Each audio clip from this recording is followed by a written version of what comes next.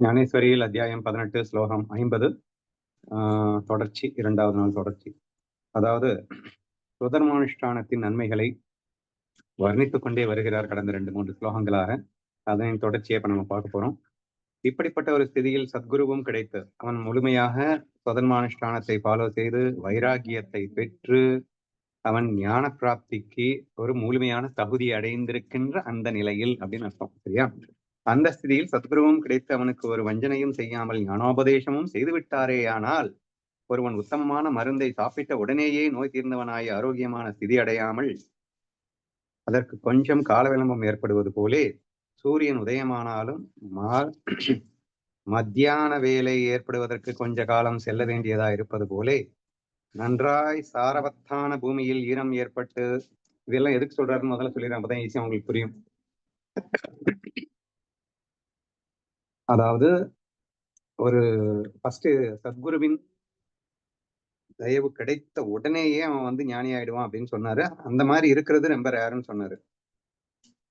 குருவாக்கியம் விழுந்த உடனேயே கர்மம் முற்றிலும் அற்று போனவனாய் ஆத்மஸ்வரூபமாக போய் அதில் நிலை கொண்டவனாகி விடுகிறவன் எவனோ அவன் மிகவும் அரிது அப்படின்னு சொன்னாரு.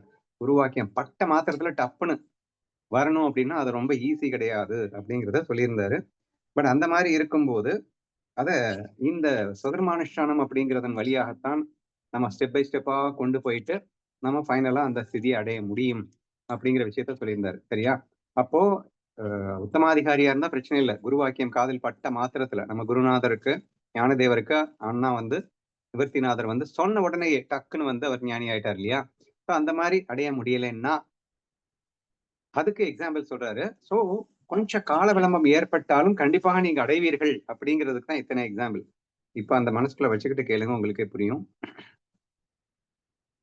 ஒருவன் உத்தமமான மருந்தை சாப்பிட்ட உடனேயே நோய் தீராமல் கொஞ்சம் கால விளம்பத்திற்கு அப்புறம் நோய் தீர்வது. மாத்திரை போட்ட உடனே காய்ச்சல் போயிடுமா? 2 மணி நேரம் ஆகாதா? சோ அந்த மாதிரி சூரியன் உதயமானாலும் மத்தியானம் வர்ற வரைக்கும் தானே. ஃபுல் வெளிச்சம் வர்றதுக்கு மத்தியானம் ஆகுது இல்ல. சூரியன் உதயம் ஆயிடுச்சு, பட் ஃபுல் வெளிச்சம் வர்றதுக்கு மத்தியான காலம் வரைக்கும் வெயிட் பண்ண வேண்டியது இருக்குல்ல.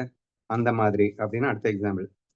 நன்றாய் சாரவத்தான பூமியில் ஈரம் ஏற்பட்டு உத்தமமான விதைகளும் விதைக்கப்பட்டு போனால் அவை பயிராய் பலன் கொடுப்பதற்கு கால விளம்பம் ஏற்படுவது போல. விதை விதைச்சாச்சு, பட் அது பயிராய் பலன் கொடுக்கறதுக்கு கொஞ்சம் காலம் ஆகத்தானே செய்யும். அப்ப டெஃபினட்டா பலன் கிடைக்கும், but it will take a time அப்படிங்கிறதுக்கு எக்ஸாம்பிள்ஸ் இது எல்லாமே. சரியான வழியில் நடப்பதும் அதில் சாதுக்கள் துணையும் கிடைத்துவிட்ட போதிலும் போக வேண்டிய ஊர் போய் சேருவதற்கு கொஞ்சம் கால விளம்பம் ஏற்படுவது போலே. ரைட் டைரக்ஷன்ல நம்ம பிடிச்சிட்டோம், but at the same time டெஸ்டினேஷனை ரீச் ஆகிறதுக்கு கொஞ்சம் டைம் ஆகத்தான் செய்யும். மந்தாதிகாரியான ஒருவனுக்கு வைராகியம் சித்தித்து போய் சத்குரு பேட்டியும் கிடைத்து போய் மந்திராத்மாவில் ஞான முளையும் முளைத்து அதனால் பிரம்மம் ஒன்றே சத்தியமானது, மற்றதனைத்தும் அறிவு மயக்கத்தால் ஏற்பட்ட உண்மையற்ற தோற்றம் என்ற ஒரு புத்தி அவனுக்கு உறுதியாய் ஏற்பட்டு விட்ட பின்னும் சர்வோத்தமமாயும் சர்வாத்மகமாயும் மோட்சம் எனும் வார்த்தையே அற்றுப்போனதாயும் 3 அவஸ்தைகளையும் விழுங்கி ஜரித்துவிடும் பிரம்ம ஞானத்தையும் ஒரு பிடியாய் பிடித்து விழுங்கி விடுகின்ற வஸ்துவாயும் ஒன்றாய் இருந்தும் ஒன்றாய் இருக்கிறதென்றும் பேச்சற்றதாயும் ஆனந்தம் என்பதையும் கரைத்து விட்டதாயும் தன்னை தவிர மற்றொன்று மிகுந்து நிற்காதபடி தனித்து நிற்பதாகவும் இருக்கும் யாதொரு பரபிரம்மம் உண்டோ அந்த பிரம்மத்தோடு ஒன்றுபட்டு பரபிரமமாய் போய் நிலை கொள்வது என்பது படிப்படியாகத்தான் ஏற்பட வேண்டியதாக இருக்கிறது. கொஞ்சம் மந்தாதிகாரியா இருக்கும்போது இந்த பரபிரம்மத்தோடு நீ ஒன்றுபடுவது என்பது ஸ்டெப் பை ஸ்டெப்பா தான் நிகழும் அப்படின்னு சொல்ல வர்றார். ஆனா போற போக்குல பரபிரம்மம்னா என்ன, ஆக்சுவலி நீ யார், இன்னைக்கு நம்ம கிளாஸ்ல ரொம்ப டீட்டெயிலா டிஸ்கஸ் பண்ண போறோம். நான் யார் அப்படிங்கிறது. அந்த நான் யார் அப்படிங்கிறதுக்கு என்ன அழகான விளக்கம் பாருங்க. ஒவ்வொன்றா படிக்கிறேன், கேளுங்க. ஸோ இந்த எக்ஸாம்பிள்ஸ் எல்லாம் சொல்லி முடிச்சுட்டு ஒரு மந்தாதிகாரியான ஒருத்தனுக்கு அவனுக்கு வைராக்கியம் வந்துருச்சு, குரு உபதேசம் கிடைச்சிருச்சு, இப்போ அவன் ப்ராசஸ ஸ்டார்ட் பண்ணிட்டான். பட் கொஞ்சம் டைம் ஆகத்தான் செய்யும் அப்படிங்கிறதுக்காக இந்த எக்ஸாம்பிள்ஸ் எல்லாம் சொன்னாரு. இந்த பரபிரம்மத்தை அடைவதற்கு டெஃபினட்டா அடையவும் கொஞ்சம் டைம் ஆகும் அப்படின்னு. இந்த பரபிரம்மத்தை அடைவதுன்னு மொட்டையும் ஒரு வரியில சொல்லல. இந்த பரபிரம்னா என்ன அப்படிங்கிறத என்னென்ன சொன்னாருன்றத நான் மறுபடியும் படிக்க போறேன். சத்தியமானதும் ட்ரூத், சரியா, உண்மையானது. பிரம்மம், மாயா, இந்த ரெண்டுக்கும் டிஃபரன்ஷியேட் பண்ணி காட்டுறாருன்றதை புரிஞ்சுக்கணும். பிரம்மம் சத்தியமானது, மற்ற அனைத்தும் அறிவு மயக்கத்தால் ஏற்பட்ட உண்மையற்ற தோற்றம். பிரம்மத்தை தவிர நீங்க பாக்குறது எல்லாமே உண்மையற்ற தோற்றம். உனது புத்தி மனதினால் ஏற்பட்ட உண்மை இல்லாத தோற்றம். அப்போ பரபிரம்மம் மட்டுமே உண்மை, சத்தியமானது அந்த ஒண்ணு மட்டுமே தான், மீதி எல்லாமே உண்மை இல்லாத தோற்றம். பிரிச்சு காட்டுறாருன்றதை புரிஞ்சுக்கணும். அறிவு மயக்கத்தால் ஏற்பட்ட உண்மையற்ற தோற்றம் என்று ஒரு புத்தி அவனுக்கு உறுதியாக ஏற்பட்டு விட்ட பின்னும், சோ இப்பதான் பரபிரம்மத்தினுடைய வர்ணனை. சர்வோத்தமாயும், சர்வோத்தம் அப்படின்னா என்ன? அனைத்திற்கும் உத்தமமானது அப்படின்னு அர்த்தம். சர்வாத்மகமாயும், உலகில் உள்ள எல்லா ஆத்மாக்களுக்கும் ஆத்மாவாக இருக்கிறது எது அப்படின்னு கேட்டா அந்த பரபிரம்மம். சர்வாத்மகமாயும், மோட்சம் என்னும் வார்த்தையே அற்றுப்போனதாயும். சாதகனுக்கு மோட்சம்ங்கிற வார்த்தை அர்த்தம் இருக்குப்பா. பயிற்சியில் இருக்கிறவனுக்கு, மாயையில இருக்கிறவனுக்கு மோட்சம்ங்கிற வார்த்தை அர்த்தம் இருக்கு. ஆனா மாயை கடந்த நிலையில், மாயை என்று தெளிவாக உணர்ந்த நிலையில் மோட்சம் என்பது அர்த்தமற்ற வார்த்தை பிரம்மத்தினிடத்துல. சரியா?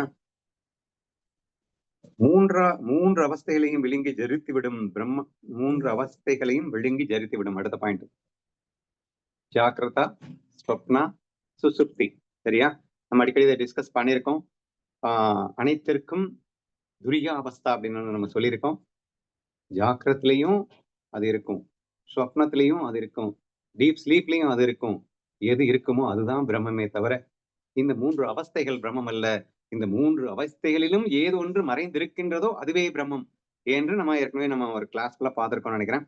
சோ அந்த விஷயத்தை இங்க சொல்லியிருக்காரு. சோ மூன்று அவஸ்தைகளையும் விழுங்கி ஜரித்துவிடும் பிரம்ம ஞானத்தையும், அடுத்து பிரம்ம ஞானத்தையும் ஒரு பிடியாய் பிடித்து விழுங்குகின்ற வஸ்துவாகவும், பிரம்ம ஞானமும் அதுக்கு இருக்காதுங்க. இப்போ பிரம்மஞானம் யாருக்கு அப்படின்னா மாயையில தென்படுகின்ற இந்த ரெஃப்ளெக்டட் கான்சியஸ்க்கு தான். இப்ப நீங்களும் நானும் தான் பேசிட்டு இருக்கணும் பிரம்மஞானத்தை பத்தி. பிரம்மஞானத்தை பத்தி பேசாது. இன்ஃபேக்ட் பிரம்ம ஞானத்தை பத்தி தெரியாதுன்னு கூட சொல்லலாம். ஏன்னா அது ஒண்ணுமே செய்யறது இல்லை, அது அதுவாக இருந்து கொண்டிருக்கிறது. மூன்று அவஸ்தைகளையும் இல்லைங்க. அடுத்து நெக்ஸ்ட், ஒன்றாய் இருந்தும் ஒன்றாய் இருக்கிறது என்ற பேச்சற்றதாகவும். ஆக்சுவலா அது மட்டும்தான் இருக்குன்றதுதான் ட்ரூத். ஆனா அதுவே மாயையா விரிஞ்சு இருக்கிறதுனால அது 100% ஒன்றாதான் இருக்குன்னு சொல்ல முடியாமலே இருக்கு இல்லையா? அப்ப ரெண்டுன்னு சொல்லிடலாமா? அப்படியும் சொல்ல முடியாது. ஆனந்தம் என்பதையும் கரைத்து விட்டதாகவும், ஒன்றா இருக்கிறது பேச்சு. ஆனந்தம் என்பதையும் கரைத்து விட்டதாயும், தன்னை தவிர வேறொன்றும் மிகுந்து நிற்காதபடி தனித்து நிற்பதாகவும்.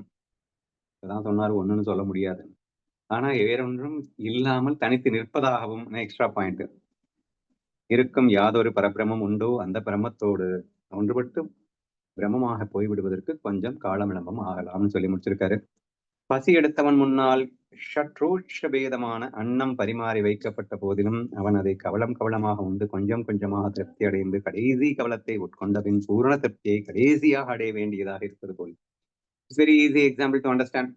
எவ்வளவுதான் பயங்கரமான பசியில இருக்கானே வச்சுப்போம், 4 நாளா சாப்பிடல, பயங்கர பசி, அவனுக்கு முன்னாடி எல்லாத்தையும் வச்சுட்டேன், வச்ச உடனே அவனுக்கு பசி தீர்ந்துருப்பாங்க? இல்ல ஒரு வாய் வச்ச உடனே அவனுக்கு பசி தீர்ந்துருப்பாங்க? ஒவ்வொரு வாயா அவன் விழுங்கி அட்லீஸ்ட் ஒரு 20 மினிட்ஸ் ஆகும்ல.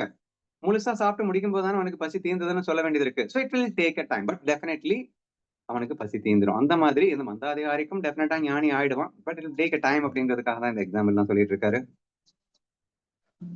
இந்த மந்தாதிகாரி வைராகியத்தின் பலத்தையும் விவேகம் என்னும் தீபத்தின் பிரகாசத்தையும் ஒத்தாசையாக கொண்டு அவனுக்கு புலப்படாமல் மறைந்து கிடக்கும் நிதியாகிய ஆத்மஸ்வரூபத்தை தேடிக்கொண்டே இருந்தால் கடைசியில் அதை கண்டுபிடித்து அதை தனதாக செய்து கொள்வான். ஆத்ம விசாரம் பண்ணிக்கொண்டே இருக்கணும். எது மாயை, எது உண்மை, எது பிரம்மம் என்ற அந்த விஷயத்தை அவன் ஸ்ட்ராங்காக பிடித்தானா ஒரு ஸ்டேஜ்ல அவன் பிரம்மமாகி விடுவான். ஆனால் ஆத்மஸ்வரூபம் என்னும் சம்பத்தை கண்டுகொண்டு அதன் ஆனந்தத்தை அனுபவிக்கும்படி செய்து கொடுக்கும் சாதன சம்பத்தியாகிய கீழே சொன்ன வைராகியம், சத்குருவின் கிருபையும் அதனால் ஏற்படும் ஞானமும் ஏராளமாய் எவனுக்கு ஆபரணங்களாய் ஏற்பட்டிருக்குமோ அவன் எந்த படிகள் வழியாய் ஏறி பிரம்மமாய் அமர்ந்து விடுவான். அந்த சோபனா கிரமத்தை, படிகளின் வரிசையை உனக்கு நன்றாக விளங்கும்படி அடுத்தடுத்த ஸ்லோகத்துல சொல்லித்தரேன் அப்படிங்கிறார். மெயின் பாயிண்ட்ஸ் மட்டும் நீங்க நோட் பண்ண வேண்டியது என்னன்னா, நீங்க மந்தாதிகாரியா இருந்தா தப்பு இல்லை, அதனால ஒன்றும் கஷ்டம் இல்லை. என்னென்ன குவாலிஃபிகேஷன் இருக்கணும் அப்படிங்கிறத மட்டும் சொல்லிடுறாரு. அதை மட்டும் நான் திருப்பி சொல்லிடுறேன். ஆத்மஸ்வரூபம் என்னும் சம்பத்தை கண்டு கொண்டு, ஆத்மா நான் இந்த உடல் மனம் புத்தி அல்ல, ஆத்மான்னு ஒண்ணு இருக்கு, அதுதான் நான் அப்படிங்கிற விஷயத்துல மோட்ச இச்சைன்னு சொல்லுவாங்க இல்லையா, அந்த உண்மையை அறியும் ஆவல் அப்படின்னு வச்சுக்கோங்க. அது ஃபர்ஸ்ட் குவாலிஃபிகேஷன். ஆனந்தத்தை அனுபவிக்கும்படி செய்து கொடுக்கும் சாதன சம்பத்தியாகிய கீழே சொன்ன மெயின் பாயிண்ட்ஸ் வந்து வைராகியம் அப்படின்னா எந்த உலக விஷயத்திலையும் ஆசையற்ற தன்மை, சத்குருவின் கிருபை, அதன் விளைவாக ஏற்படும் ஞானம், இவைகள் எல்லாம் அவனுக்கு ஆபரணங்கள். இதுதான் குவாலிஃபிகேஷன். இந்த குவாலிஃபிகேஷன் இருந்தா அடுத்த எவ்வளவு மந்தாதிகாரியா இருந்தாலும் எந்த ஸ்டெப் பை ஸ்டெப்பா அவன் வந்து அவன் பியூரிஃபை ஆகி அடுத்தடுத்து வந்து ஞானி ஆறான் அப்படிங்கிறத டீட்டெயிலா உனக்கு சொல்லித்தாரேன் என்று சொல்லி இந்த ஸ்லோகம் நிறைவடைகிறது.